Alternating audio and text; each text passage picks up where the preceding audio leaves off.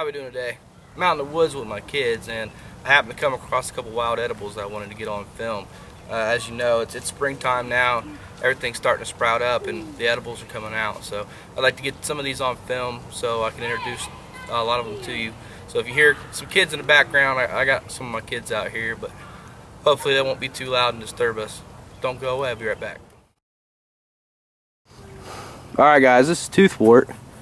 As you see, there's three separate sections of three toothed leaves. Flowers on top are usually white, kind of pinkish. The rootstock of this plant can be used as a horseradish supplement.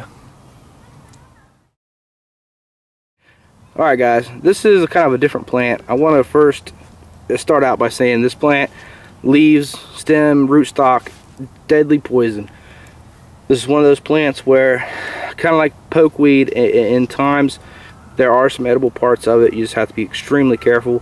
I actually stay away from plants that can be edible and can't be edible and potentially can be deadly in certain types of the year. I just don't like taking chances. But this plant is actually called Mayapple, and this is a young specimen.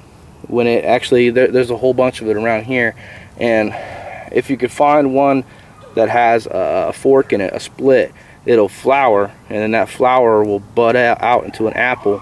And in certain times of the year, obviously for the namesake of it, in May, only for a couple days or a week, that fruit is just right, just ripe enough, excuse me, and it'll be a yellowish color.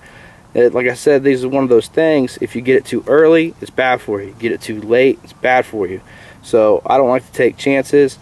There's parts of it in Peterson's guides that it can be made into jellies and stuff like that, and you know, fruit juices and drinks and cold drinks and stuff like that.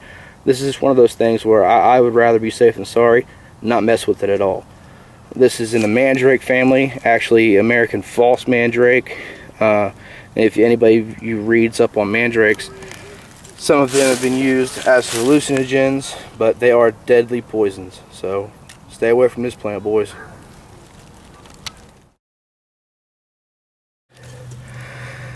Alright boys, this is another edible here. This is a wild lettuce, and if you break off one of these here, you'll see, if I can get it in focus here, obviously, see that white latex liquid that it secretes. Even in the leaf here, you'll see it. Now, rule of thumb with wild edibles is that you're not supposed to eat anything that has that white latex. But wild lettuce is one of those things, is just completely the opposite. It's okay, this is an edible plant. It is good to be eaten raw if you can stand the bitter taste. The young shoots and leaves obviously would be better, but the larger leaves can be mixed into a salad or boiled once with a change of water. Great edible. Alright guys, well I hope you enjoyed this segment on wild edibles as much as I enjoyed showing it to you. Thanks for your views, comments, and support. We'll see you out in the woods.